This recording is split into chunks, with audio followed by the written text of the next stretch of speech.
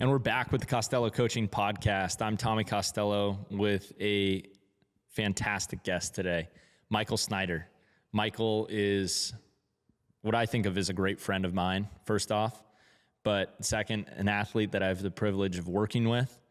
I've watched this guy go from a college standout to now a professional baseball player with the Miami Marlins, and I'm ecstatic to have you on the podcast. Tommy, the pleasure's mine. Excited to be here.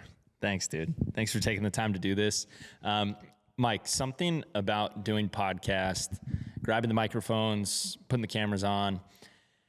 When I've done it with great friends before, what I find interesting is I actually learn a lot about someone when we do it this way that I feel like I already knew before.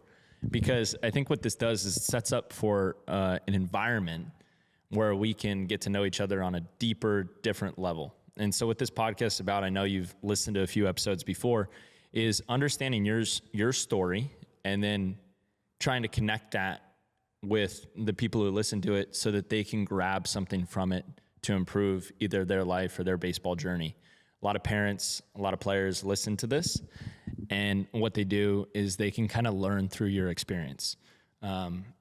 So personal things will arise, baseball journey, and just kind of where you're at as a man and where you're moving in life right now. So I'm excited to share this with you. Let's get it rolling. Yeah. So the first thing that I want to ask you tonight is you sitting here now with all the knowledge that you've accumulated. If you got to look at your 15-year-old self, so that's probably rolling into your freshman year of high school, you're a freshman baseball player, what kind of advice are you giving your 15-year-old self?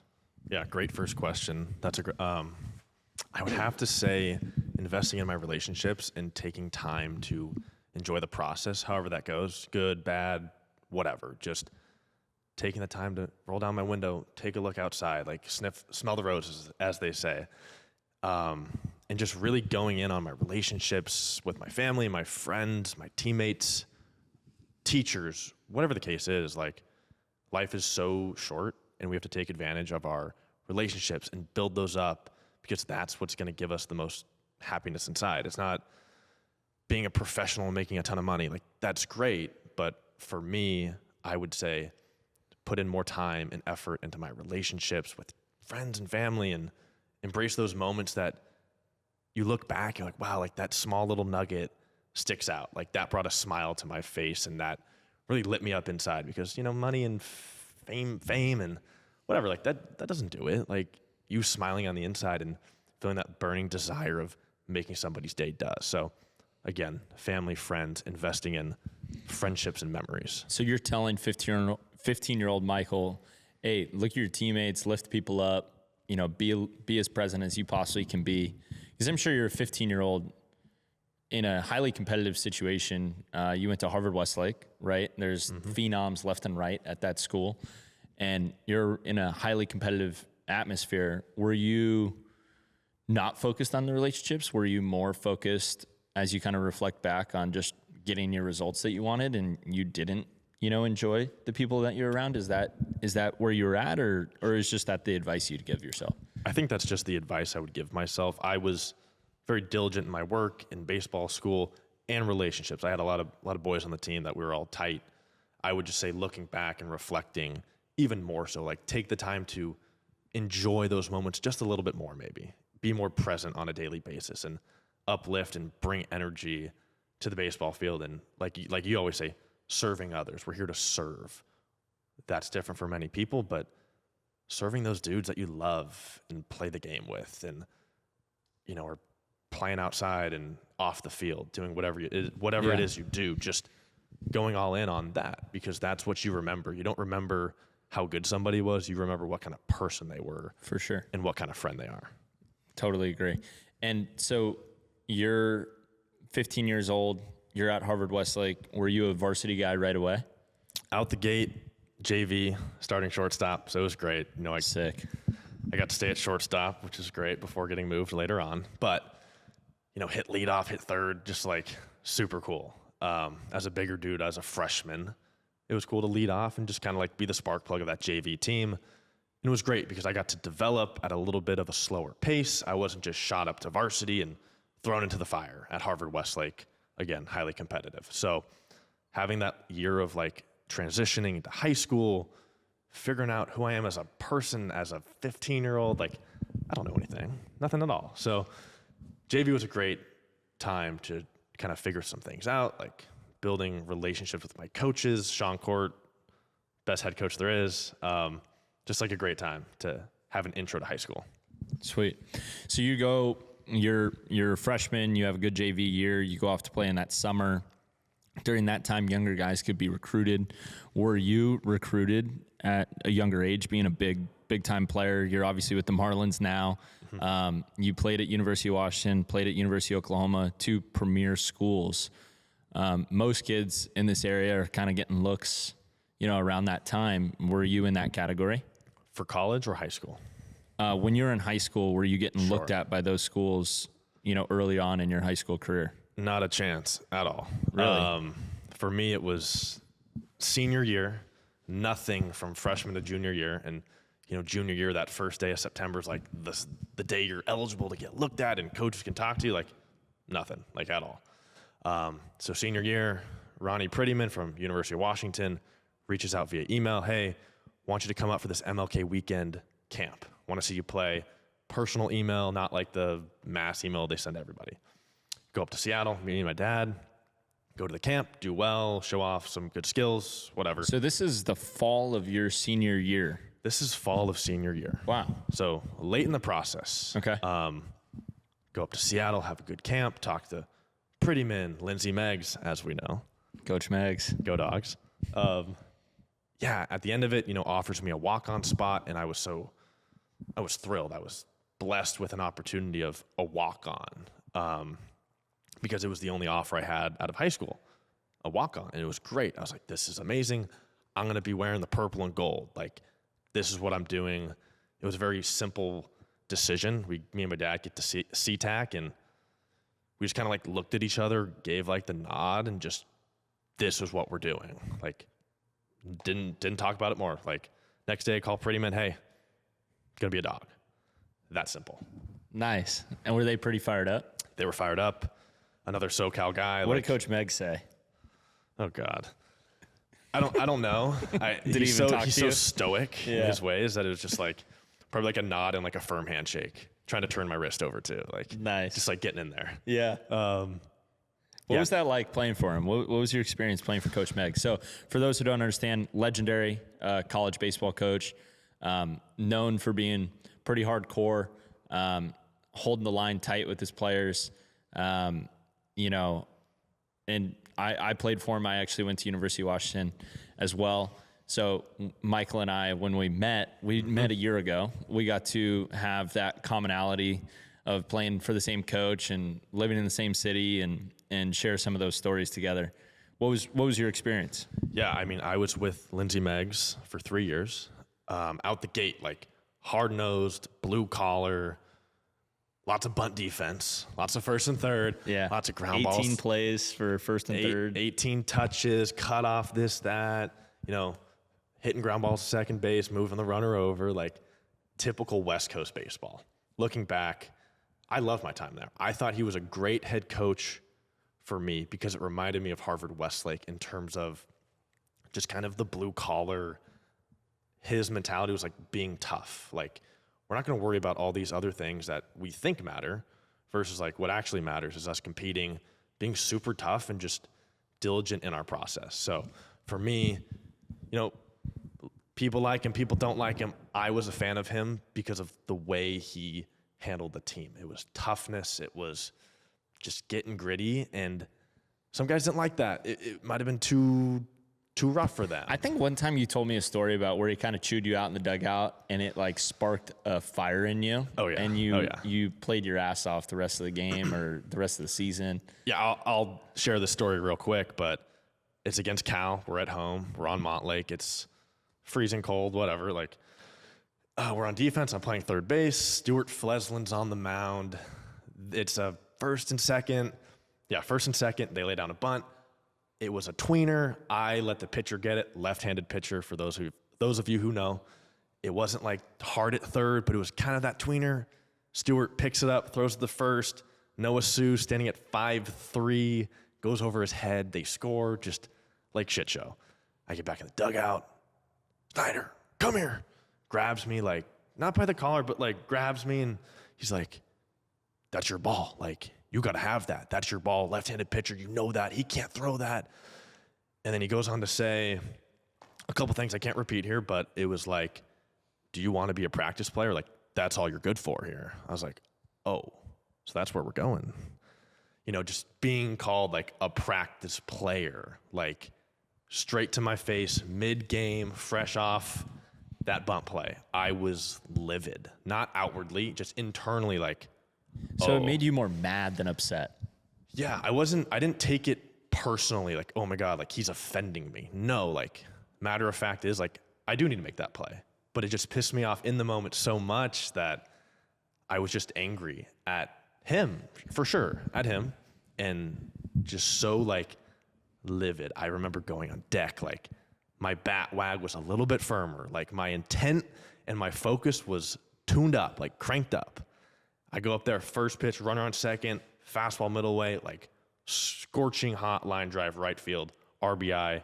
We're up 2-1 in the 7th. Like, nice.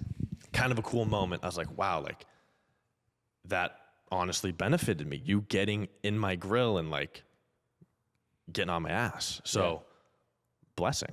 Yeah, that's so cool. So, yeah. Okay, so I want to back up just a hair. You're from freshman year to senior year. You're watching so many players get offers, opportunities as a high schooler. For those that don't understand, Harvard Westlake has been one of the most premier high school programs in the country for the last 15 years. And you're this physical 6'3", 215-pound dude who's ready to dominate and performing really well. Played varsity as a sophomore, right? Correct. And you're not getting any love. You're not getting any looks. You have teammates getting drafted, guys getting full ride offers, and you're stuck with nothing. Not until you get one walk-on spot, you know, in the middle way of your senior year, which is very late in the game, especially for baseball. Now, did you lose any belief in yourself? Did you change any of your goals? Did you think less of yourself? What were the conversations like at home? How did you keep that belief to, you know, make these things happen? Because the reality is a lot of those kids that got offers and got opportunities and were big-time prospects maybe with you and had PG rankings and this and that aren't playing now, and you're playing with the Marlins. So talk to me about that. Yeah, great question. I've been asked this a lot, have kind of broken this down to high schoolers preaching for advice. So yeah, I think throughout the whole process, I never once was down on myself, was thinking, oh, am I playing the right sport? Am I doing the right thing? Not for a second. I remember vividly talking to my parents almost every day about it. Not in a bad way, not like in a coddling way, just like matter of fact is like, I don't have any interest, and that's okay. Like, had a good junior year, cool.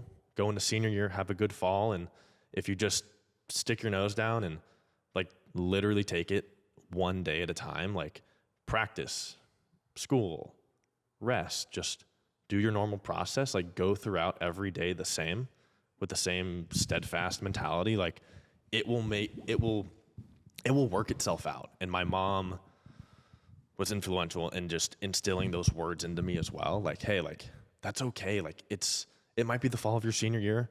This isn't the comparison game. It doesn't matter that Johnny's going to UCLA as a sophomore. Like, it doesn't matter. You're not him. He's not you. You have a different story to write. So I think being just very diligent in the process, like, and not worrying about it because I have zero control over it. So you always kind of had that innately. I have. And it's just interesting to me that the advice that you would give yourself is pretty much, it seems like what you were doing actually. And so what's funny is the reason I love starting with that question, and I ask myself that all the time, is it's probably the advice that you give yourself now. And I think the biggest growth that I've seen over the last year in knowing you has been you have this certain uptick of an emphasis of enjoying the people that you're around. And I think that's what gravitates us together, is because it's not just work. It's not just what you need to do. It's not, oh, I'm going to go hit. Oh, I'm going to go work out. It's just, no, I'm going to enjoy these moments that I have with these people around.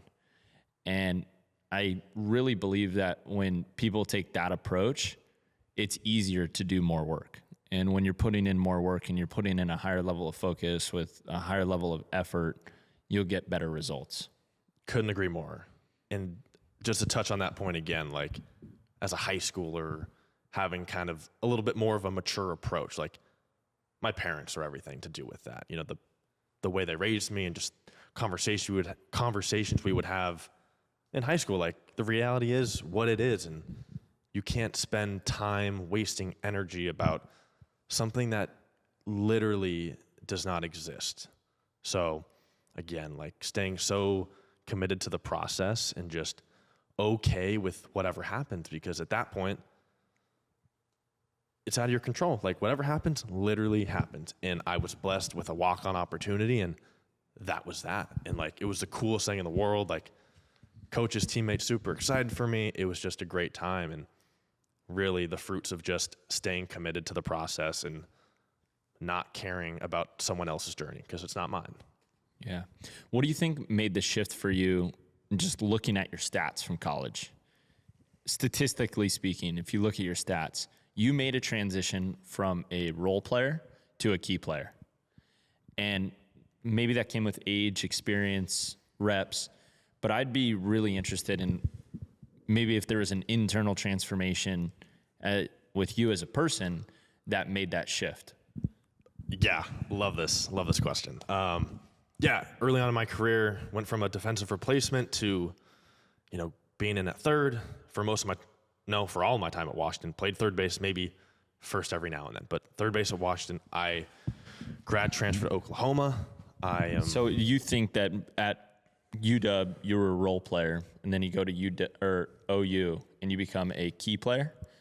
Yes, yes, I would say so. Like Washington was good. Like I played well there. Didn't play to my full capacity by any means, in my opinion. Was a leader on the team, but definitely was not like the key player, 100%. So yeah, transitioning to Oklahoma, senior or grad transfer.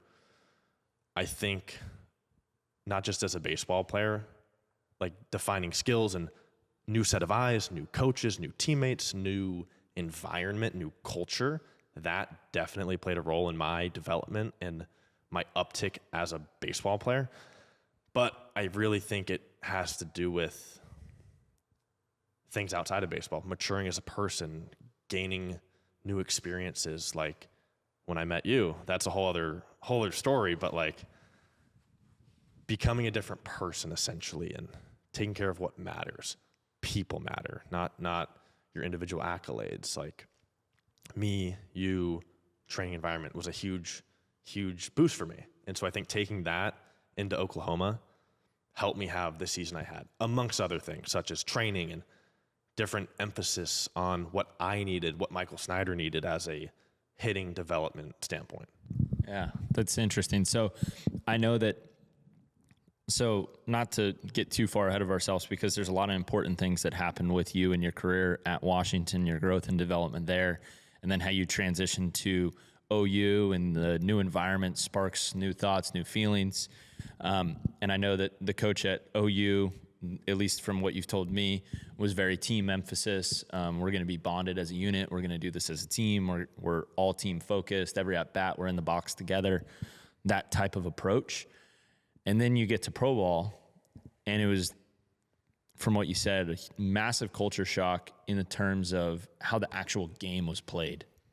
Like you're in there kind of by yourself in the box. You don't really have 32 guys on the rail with you, whereas college you do, and maybe at OU you had that a ton. And so now there's that individualized component of this team sport. Being a professional athlete, you're a commodity now. You have a value piece on you. And that was from, just us having conversations about it. I know that was a tough transition for you. Yeah, it was an experience unlike any other that I've had thus far in my baseball career. And it was something that I never really thought of, because I've been in college for 5 years. You have teammates, and the only goal is winning. Like That's it. If you lose, it sucks. You win, it's great. You move on. Chance at the playoffs to go to Omaha. Like, that was it.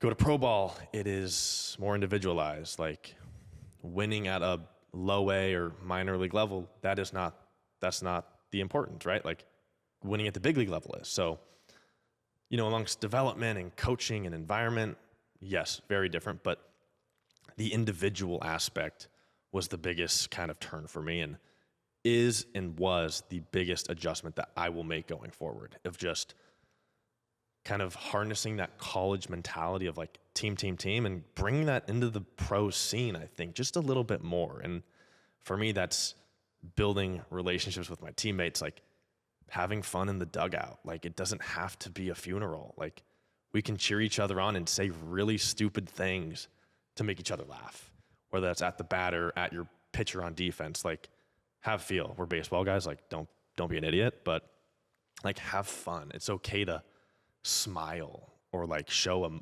raw emotion on the field.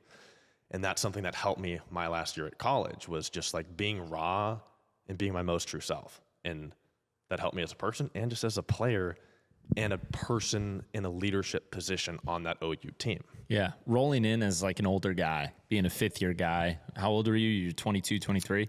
I was 23. So you're 23, and you got some 18-year-old teammates, some 17-year-old teammates in the fall.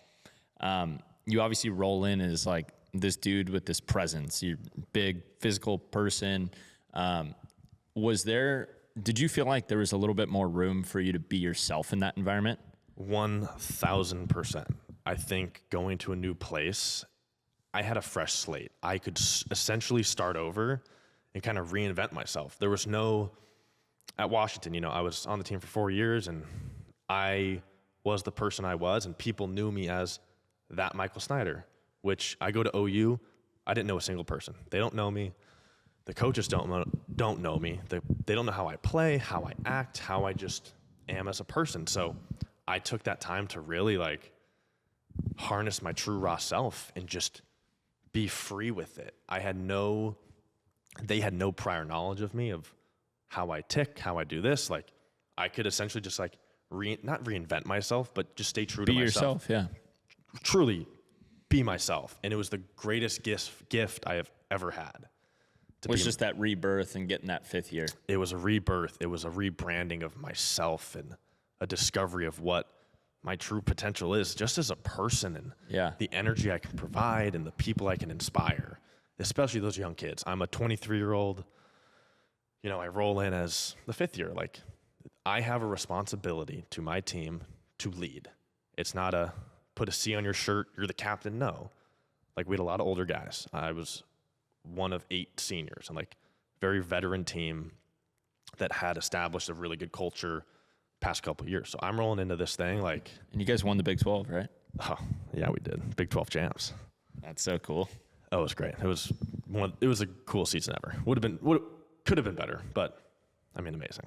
But rolling to that as an older guy and taking kids under my wings and showing them what quality work looks like and how to go about a good process. And you show up to practice early, you get a pre-routine in, you're hanging out with the dudes in the locker room, you're hitting after practice when it's dark and you don't want to, like, reps you need to get, and having somebody to do that with, somebody to rely on, is kind of a role I accepted and just kind of embraced, because these young kids need it. And it was really fulfilling to just help them get better, whether it was hitting, ground balls, life. It didn't matter. That's awesome. So you took some guys under your wing, and that was really something that, as you tell the story and I watch you, it seems like it's something that energized you as a leader and as a player. And I know, just watching your at-bats from afar this past season and cheering you on from a distance, you really came up in key moments. Key moments is where you were super successful for your team. And I think that's directly connected with, who you are as a guy, but really like stepping up and doing it for those teammates that you've invested so much in. Absolutely, because before at UW, I was a leader, but I knew there was more in there. I refer to it as like the silent leader. I led by example. I always worked hard and did the little things right and took care of business. However, going to Oklahoma, I was like, it can't just be that. There's more in the tank. I need to be more vocal. I need to get outside of my comfort zone and literally be more vocal, be a bigger presence, be bigger than yourself here. Like, it's not about, don't be afraid to speak up. Like, voice that. Like, be in the fight with your teammates. And if you need to be a spokesperson from your teammates to the coaches, like, be that. Be honest with the coaches. Don't be afraid just because they're in a position of authority. Like, you have the power to do so, and they will respect it. So being a more vocal leader was something I did my best at and really worked on, and it really paid off for myself as well as the team. What do you think college, even pro players, are most in need of right now? Most in need of? Yeah, because what you're referring to and what you keep reciting back to, like, with all your experience, and you're offering so much value in sharing your story and sharing your experience, and you keep leaning into the things that have worked for you, and you constantly touch on leaning into people, leading into leading others, and you really want to stay in the process of the work and putting in extra work and showing others on how to put in the extra work, and you're so process oriented, and that is what's bred your success, even though you've never been this marquee guy where you've been known by a lot of people. It wasn't like you were a first round draft pick. It wasn't like you were PG #1 player, but you're living the dream and you're right on track to accomplish what everyone sets out to do. And that advice you keep giving, it's an interesting thing to think, because I constantly ask myself, what are my players most in need of right now? Yeah. And as I think of them as a whole, I have some thoughts on what I feel like players are most in need of.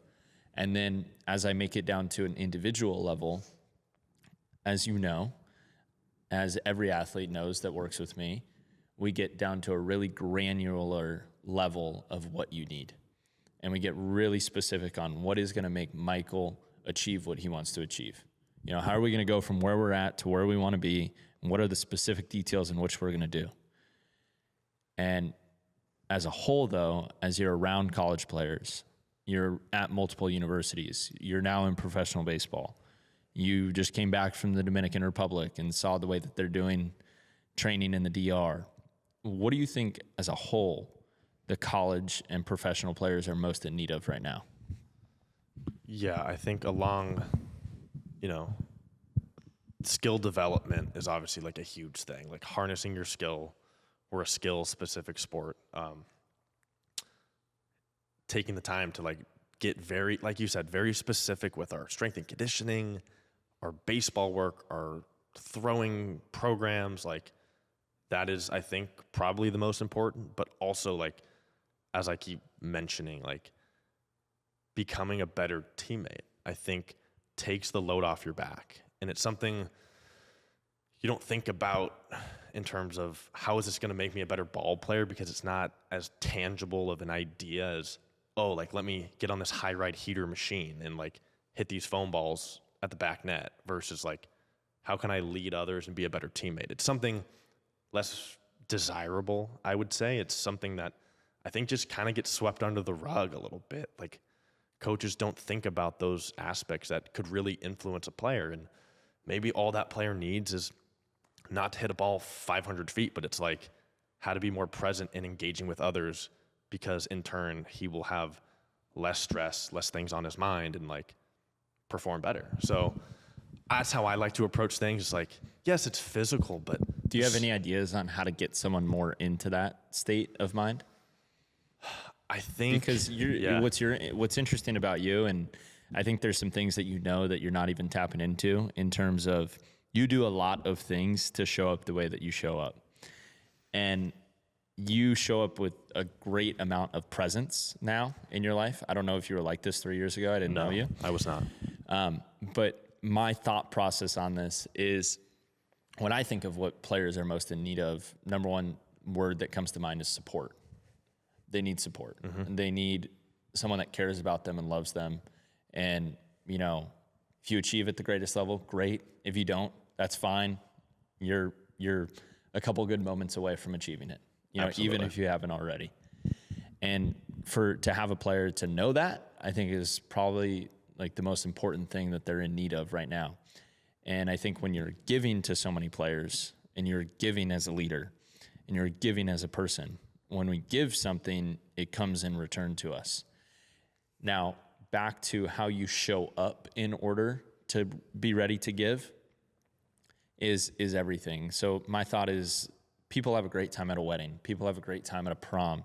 People have a great time at these locations and events where they have to, be prepared for the moment, whether it's physical and they put their best clothes on, they shower and do their hair, and they feel really good about themselves when they show up to the spot. And so if everyone's feeling really good about themselves when they show up to the spot and they're presenting their best self, usually the collective group has a good time.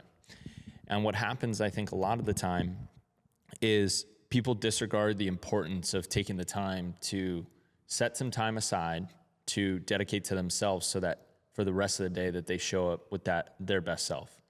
And I know that you're into a lot of great routines in the morning. And if you give Michael a call at 6 a.m., he'll be like, good morning. I'm out here getting my sunlight. So early true. morning sunlight, going for a walk. I'm on my third mile already. Oh my God. And he grabs his energy that way. And I think that's reciprocated. And so we're a lot of ball players, and there's no knocking this, shaming or blaming it, but a lot of ball players will be playing video games till 2 a.m. They'll put down the remote, go to sleep, and they might not have had a great meal the night before. They wake up, they, shuffle their hair around, brush their teeth, and kind of roll out the door. And then they're just like showing up, and they're like, all right, now I need to get to it. And I think that's like, there's a big difference there. And yes, it's a big difference, but a small adjustment. And so I think if players were to invest a little bit of time into themselves as humans and prepare for the day, they would be able to show up with a better attitude, and they would get some more energy back in return. Yeah, I think great point. And we can get into morning routine and this and that, but I think just grounding yourself in a couple things you enjoy. It doesn't have to be this Huberman super specific, like I have to follow these 10 things and like in order to be productive. No, like take a couple things that are, healthy for you and just like do them. Like if you enjoy it, do it. If you don't, cool. Like it's not for everybody. Like do what works for you. And I think that will just kind of find its own natural flow. For me, like getting morning sunlight, doing these things, like love doing it. Taking a cold plunge, cold shower, great, like locks you in. And I do these things because it just like, it helps me set the tone for the day. Like you do a couple things that you enjoy doing and it helps you physically, great, like win-win. Locks you in for the day, locks me in just like, all right, like let's attack the day, start it off on the right foot and being consistent with that. So it's like, oh, like when I wake up, like there's no like debating, there's no arguing with myself about getting out of bed or making my bed. Like you just take care of business because it's what right you out do. of the gate. Out the gate in the book Make Your Bed by William McRaven. Like amazing. Just you set the tone with your day by doing the first task, which is making your bed. Yep. My dad has talked to me about that religiously over the years. Do it every day. Do it every day. And as a kid, I'm like, dude, Dad, like, can you shut up? Yeah. But then now I'm like, Thank you. you were so right. And I hate to admit that to my dad, but you just get up, you do a couple things to stay regimented, and you set the tone. Like you're starting the day with momentum. Like you have that flow of energy going to the day. And there's no greater gift than just like having some momentum. Yeah. So leading into that, it leads right into this. And what I was thinking about when I was preparing for this is, what do you think is the biggest point of growth that you've seen in yourself throughout the year? We're at the end of 2024. So throughout this year, January to December, where has been the biggest point of growth? So much has happened for you. You played your first season at Oklahoma. You won the Big 12. You accomplished the first point of your dream of being a professional baseball player. You had your first professional season. You're having your first professional off season. You made money for the first time. I'm on salary. You're on salary. Come on, I make some money. Let's go. Like Yeah. a lot of things happen, but you as a human being, you as Michael Snyder, where do you think you've grown the most in 2024? Yeah, this has been the most influential year of my whole 24 years of life, hands down. Between people I've met, goals I've achieved, whatever, like amazing. But I think the coolest moments, the biggest growth for me has been taking more risk.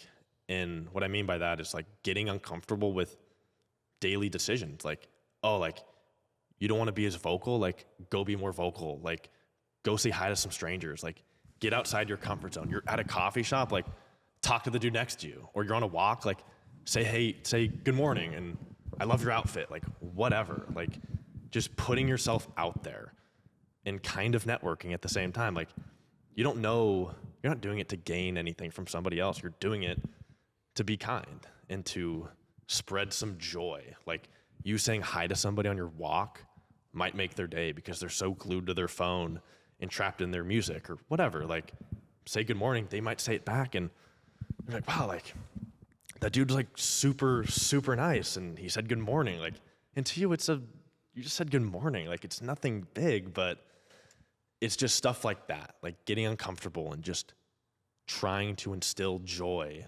upon a random person. Weren't we on a hike the other day and there was someone walking by and you're like, hey, how you doing? And they I'm like, hey, what's duck up? down to the left. Yeah, like don't avoid those moments. Yeah, what do you think of the duckers that are like ducking The duckers, down? oh, they're terrible. Like walk with your chest up, have a smile, and have some presence. Like it might be uncomfortable. Like it was uncomfortable for me 20 years of my life.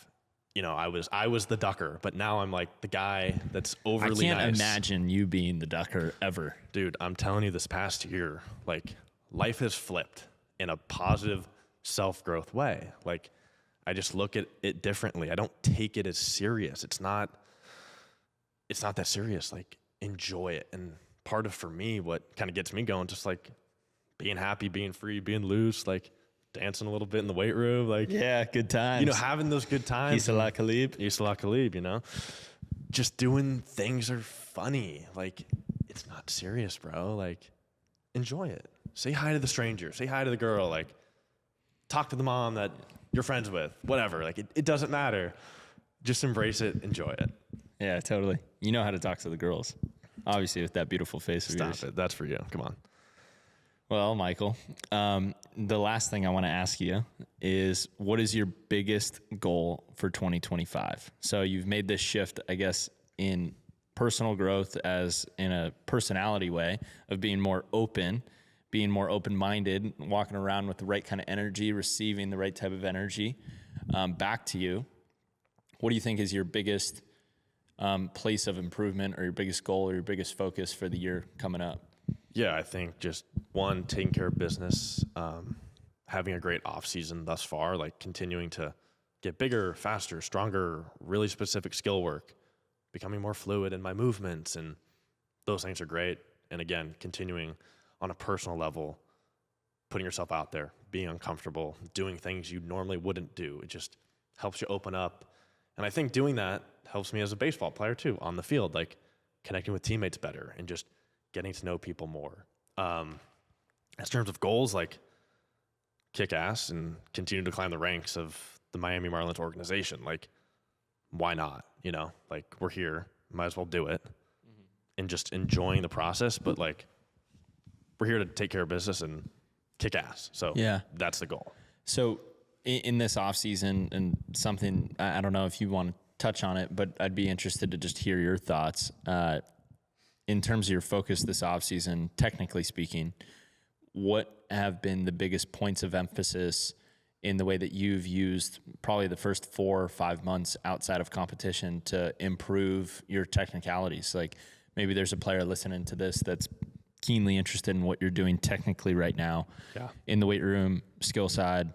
Are there anything that, you know, you really feel like have worked for you that might work for others? Yeah, I would say for me, as a bigger dude, you know, corner infielder, corner outfielder, bigger type of bat. Like for me, having a strong physical foundation, getting faster, moving things that are really heavy, really fast. Like not just grunting and moving heavy weight and being slow. Like, no, we're high tempo, like sense of urgency with the type of lifting I'm doing. Like moving things really quick a lot of jumping, a lot of sprinting, plyometrics, like move freaking fast because you're already big and you're a big machine. Like, let's move quick. Let's run, let's sprint a lot, like speed work, speed deadlifts, squats, and bench press, and banded, assisted, whatever. Like, that's the focus and the emphasis. In terms of skill work, you know, controlling my ball flight, like having good ball flight, learning to pull the ball a little bit better, but overall moving better, being more fluid. So what does that mean for you, moving better? Yeah. Get a little bit more specific. Someone Sure. like, they're like, listen to this. They're like, oh, well, move better. Okay. What does that mean? What does that mean? Yeah, for me, that's being more fluid in my movement. I, have a tendency to be more rigid and stiff and tension in the traps and the shoulders and being a little bit more robotic. So for me, it's grabbing a water bag, grabbing some straps, and finding fluidity within my move. And Nice. I think that helps me just, again, we talk about momentum, like momentum of my swing, like having pre-pitch rhythm, having A little flow, like thinking about it as a wave. Like that's how I kind of internalize it. It's like I'm a wave, I'm moving. And when I get going, like I'm just flowing through that wave. Like I'm not start, stop, start. It's start and just like continue that and holding that flow, holding that energy. I think energy and flow are the two words that kind of tick for me. Yeah. What I'm kind of learning about you, and I don't mean to be foo-foo with this, but as I learned a little bit more about like your history and like who you are, which surprises me because I think you grabbed a whole different type of flow 12 months ago. And when we met, like you had a great energy about you the first day I met you, and you were really gravitated towards the training and what we were doing and how it was unique and different. But it seems like for a long time in your life, you were pretty rigid in what you would do, and you're pretty stiff in what you would do. Correct. And now the whole emphasis of your life has been around being a little bit more open, being a little looser, being a little bit more carefree and happy and enjoying and things like that. And you enjoyed your teammates at OU, and you embraced those humans and you embraced those people, and all of a sudden it loosened you up. And the biggest thing that I've witnessed with you, and when we sat down and talked, and I looked at you crazy that when you were contemplating if you were going to go work out at OU for a couple of months or if you're going to work out here, I was like, listen, dude, we got to make some changes with how fluid you are in your movement and where your flow is. And I think a lot of times what we'll see in athletes, if you study, like at the level in which I've studied biomechanics and studied athletes on the field and watch them make their moves, their personalities show up there. Interesting. Yeah. You watch Bryce Rayner. He is flowy, loose, boom, snaps. That's him as a guy too. He's flowy, loose. You need to be locked in. You need to be focused. Boom, he's dialed in. Yes. But he's not stressing about it 10 minutes later. And guys who hold a lot of tension a lot of the time, like myself, like I held a lot of tension when I played. I'm more loose than I've ever been now in my life, and I'm more open for things to come and go. I'm stronger and I'm healthier than I've ever been before. Yeah. And I think a lot of your predisposition of how you're, viewing what your work is, what you're doing, and how you're showing up doing it is highlighted in your performance. And it's something that I haven't talked with you about yet, but it's something that I want you to start to think about is, how do I take these personality adjustments? How do I take this, life momentum that I've had and what I'm doing in life, and how do I let that kind of carry into my game? Yeah, no, that's like, we haven't talked about that, and you just like lights are flickering in my brain because I never made that connection of, your personality and kind of what makes you tick off the field, how that is emulated to the kind of player you are. I just remember like 4 weeks ago or 5 weeks ago, whatever it was, and we were in the cage and what I told you. And do you remember what I told you? You said when you're hitting, like hit. Don't think about this, that, back elbow. Like when you're hitting, you're hitting. Yeah. Go hit the ball, go see the ball, compete. Let all your work that you're doing in the weight room, in your drill work, in your skill work, show up on the field for you. 100%. And that was the big message is let those things show up. Like, don't make the most rigid thing you do in your life in the box. Yeah. You have no chance of hitting a baseball. Yeah. And you do, though, because you've done it pretty rigid for the past 23 years. Yeah. So there's a lot of great things happening in there. And we don't need as big of adjustments as we think in life. Like, I agree. Small adjustments, little open-mindedness, in order to go out and perform at the ability that we know we have. And so a lot of times when I hear athletes that will be talking about, man, I just didn't really maximize or max out what I knew I could do. And for those that don't work hard, sometimes that's kicking them in the ass and being like, hey, you didn't max out because you never pushed yourself. You never worked hard. Yeah. On the other end of it, on the other end of the spectrum is people who worked really hard like us and at one point and didn't feel like that they're maximizing their potential. Even though that they were doing all the work, they were putting in 12 hours. They were doing the job. They were doing their best. They were putting in their best effort. For those athletes, it's like, let it happen, let it flow. Yeah. And once you get that acceptance, then things start to happen for yourself. And that was, I think, your biggest growth factor in 24. And in how you take that into 25 is you allow yourself, and this is me just coaching you right now. For sure, I'm listening. But in 2025, I think we can help you center your focus and your goals more so around how do I let myself show up on the field of play in the way that I want to show up. And that's not to be, like I said, a little esoteric or a little foo-foo-y.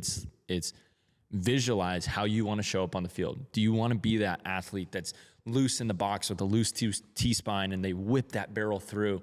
They see the homer, they pimp it, they look at their teammates, they pound their chest, and they jog around the field and they're firing up their boys, even if it's in high A and no one wants to be there and there's 7 fans in the stands in frickin' Ohio. Yeah. Like, that's okay. Like, you have to visualize those moments. You have to see how you want to show up and then allow yourself to do it because you have done all the work. For the athletes that haven't done the work, the conversation is get to work. Yes. But for the guys that have, it's allow yourself to perform at the capability you can. Yeah, I think that's amazing. Allow myself. I love that verbiage. Like, allow yourself to just go do it. Yep. Like, there's no thought. It's unconscious. It's letting my body take over, and I don't have to turn my brain on. Like, you're unlocking yourself there. Unlocking. You're freeing yourself up. You're taking the monkey off your back. Like, just let it happen. Let it flow. Let it flow. And you're more than enough to succeed. You have all the physical capabilities in the world. You do show up as a leader. You show up as a leader in our weight room for all the other pros you work with, the high school guys that you come back in the evenings to help and mentor. You show up as an incredible human being with the best energy ever. And we absolutely love having the ability to, and the luxury to be able to work with you. And I'm so grateful for our friendship and everything you stand for and everything you're about. Yeah, well, that is well reciprocated. And I would not have this energy if it weren't for me meeting you last December. I don't know about that. No, you're wrong. I'm telling. This isn't like a discussion. Like, I'm telling you, you have had more of an impact in my life than you will ever know. I told this the first day I met you. I told my mom. I got home from that practice. I was like, holy shit. Like, I don't know what came over me. Something's different. Next day, I'm acting different. Wake up, just energized. And so many wonderful things came about literally just meeting you and feeling that first, like, bro hug embrace. Like, what's up, Mike? Like, great to meet you. I'm like, who the hell is this guy? Yeah, you showed up to a baseball practice. We were coaching a travel ball team, and our friend Tara said that you should come out, and I think I was late to the practice because I was like doing something. I showed up and it was me, Kyle, Robbie, and I'm in my C4 Energy shirt. And Tara was our mutual friend that introduced us to each other. Hey, you should come out to this practice and check it out. Like, meet Tommy. I had no idea who Tommy was. I was like, sure. Show up to the practice. Tommy's running in late, like, yells across the field, like, what's up, dude? And, like, since that moment, you invited me to lift the next day. And that was just the snowball effect of our training and our time together. It went from, like, me meeting you at a random 14U Easton Arsenal practice to you training me, us having connections from UW, even Oklahoma, friends, family. It's just like weird things, weird pieces fit together. And like, you can't make this stuff up. Like, it just, energy happened. Yeah, it's super special and super special. So I think we should do this at least one more time before you leave. I agree. I love this. Yeah, this is fun. I think there's a whole nother avenue that we can travel down and more people we can help with this conversation. 100%. There's so many young kids out there, high school and middle school, that don't get the proper guidance and support that they need, or even just listening to a guy who's been in high school and college and now professionally, just giving a little bit of advice, like nothing too crazy. Like, here's my experience. Here's what I've learned. And I think coming from a young male, that can be really beneficial. So 100%. So that was great. Thank you, Mike. We'll be back at it again next time. My guy, thank you.